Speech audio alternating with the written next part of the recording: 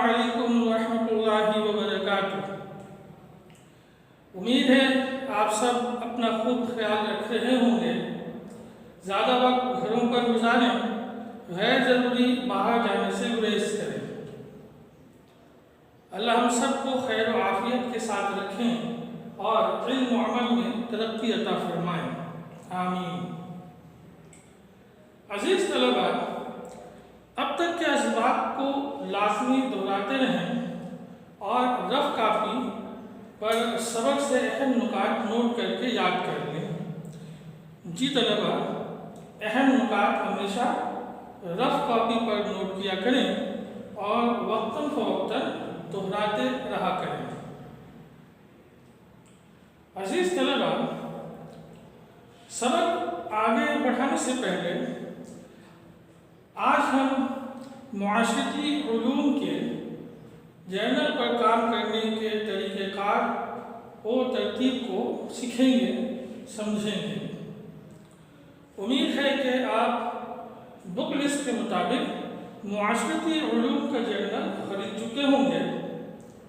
دیکھ لیں کہ جرنل اردو والا ہونا چاہیے۔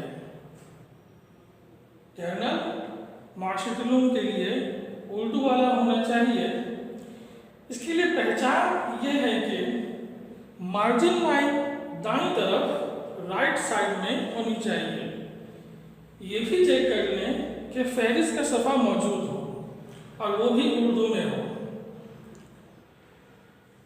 عزیز طلباء، اس بات کا لازمی خیال رکھیں کہ journal margin line Urdu side کی طرف سے ہونی چاہیے، یعنی رائٹ سائڈ میں مارجن لائن ہو۔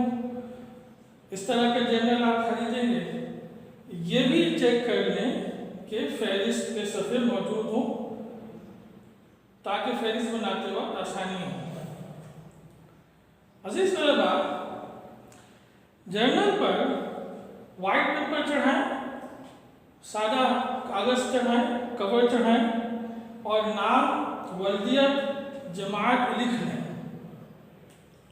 انشاءاللہ اسکول کھلنے کے بعد جرنل کے اندرونی صفحے میں سیکشن اور رول نمبر جب معلوم ہو جائے تو لکھیں گے۔ پھر پلاسٹک کور چڑھا کر مزید جرنل کو محفوظ کر دیں۔ آپ کتاب پر بھی لازمی پلاسٹک کور چڑھائیں اور اس پر بھی نام وغیرہ لازمی لکھ لیں۔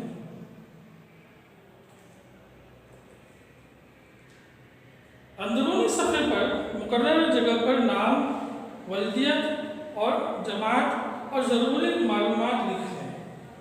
یہاں آپ سیکشن رول نمبر کی جگہ خالی چھوڑیں گے، جیسا کہ بتایا گیا کہ اسکول کھلنے کے بعد انہیں لکھیں گے۔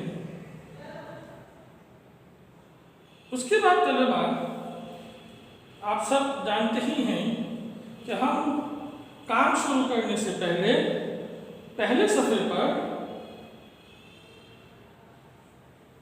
کام برائے نکات اول لکھتے ہیں یا فرسٹ ٹرم ایگزام ورک لکھتے ہیں، تو آپ بھی جرنل کے پہلے صفحے پر لازمی کام برائے نکات اول خوبصورتی کے ساتھ کلر پینسل استعمال کرتے ہوئے تحریر کریں۔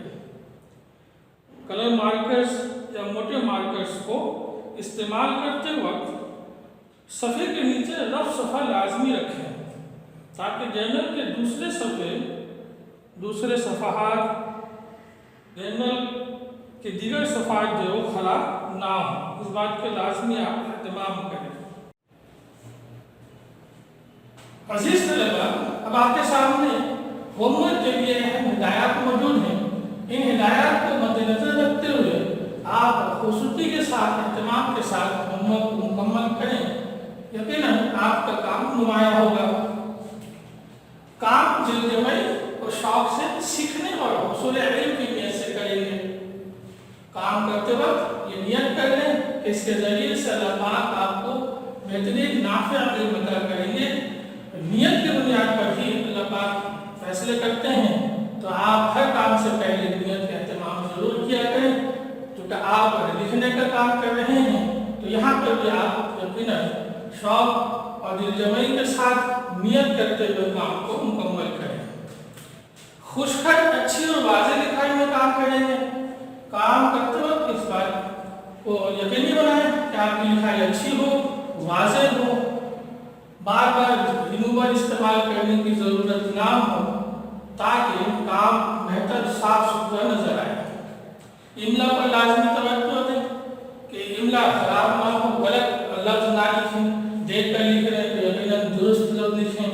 توجہ کے ساتھ، دھیان کے ساتھ املا پر لازمی دھیان دیں۔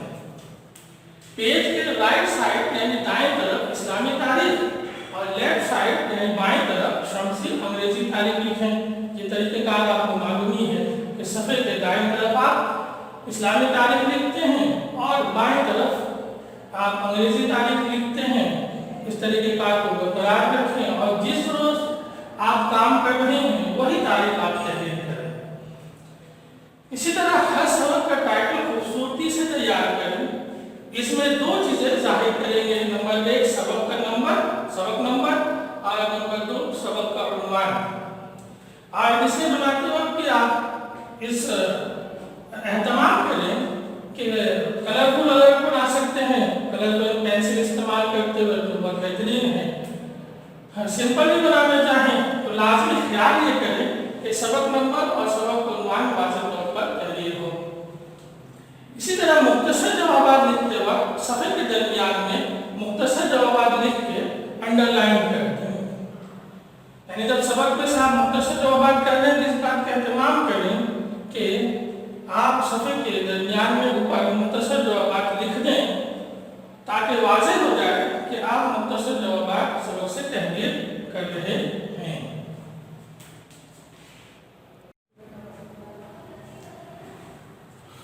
اسی طرح طلبہ جب آپ تفصیلی جوابات تحریر کریں گے یا بیانیہ جوابات لکھیں گے تو صفحے کے اوپر بیچ میں تفصیلی جوابات لکھ کر انڈر لائن کر دیں۔ طلبہ یاد رکھیے کہ جب مختصر جوابات مکمل ہو جائیں تو آپ نئے صفحے سے تفصیلی جوابات شروع کریں گے اور صفحے کے اوپر تفصیلی جوابات لکھ کر اس کو انڈر لائن کر دیں گے تاکہ معلوم ہو کہ آپ سبق سے اب تفصیلی جوابات یا بیانیہ جوابات تحریر کر رہے ہیں۔ سوالات بلیک انک پین سے لکھیں گے، پوائنٹر استعمال کرنے کی اجازت نہیں، آپ کسی صورت میں پوائنٹر استعمال نہیں کریں گے، ہمیشہ سوالات بلیک انک پین سے تحریر کریں گے۔ ہیڈنگ کے لیے کٹا ہوا بلیک مارکر استعمال کریں، بلیک کے علاوہ کسی اور رنگ کے مارکر کی اجازت نہیں ہے۔ جرنل کے اوپر جب بھی آپ ہیڈنگ ڈالیں گے تو کٹے ہوئے مارکر سے ہیڈنگ ڈالیں گے، کسی اور رنگ کے مارکر کا استعمال نہیں کریں گے۔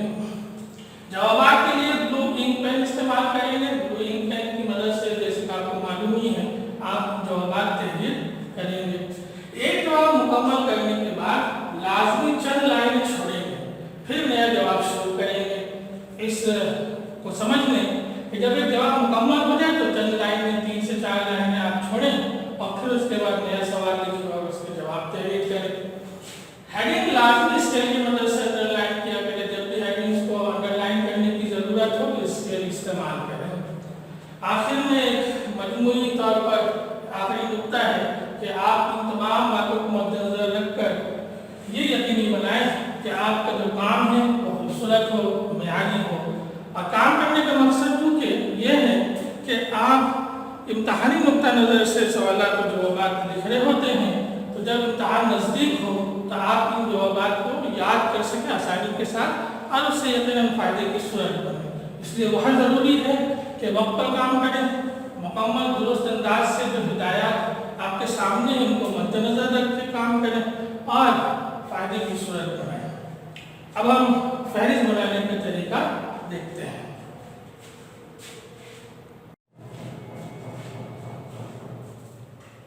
عزیز طلبہ، اب ہم فہرست بنانے کے طریقہ کار کو دیکھ لیتے ہیں کہ فہرست کس طرح تیار کریں گے۔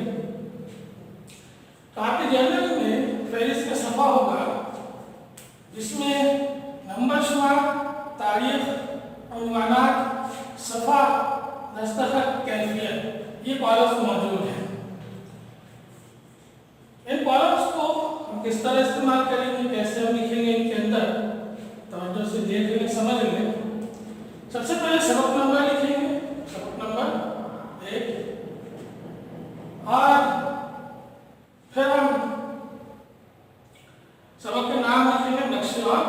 ताकि फिर मुख्तसर जवाबात जब करेंगे पहले, तो मुख्तसर जवाबात लिख कर अंडरलाइन करेंगे इन तीनों लाइनों का अंडरलाइन करेंगे।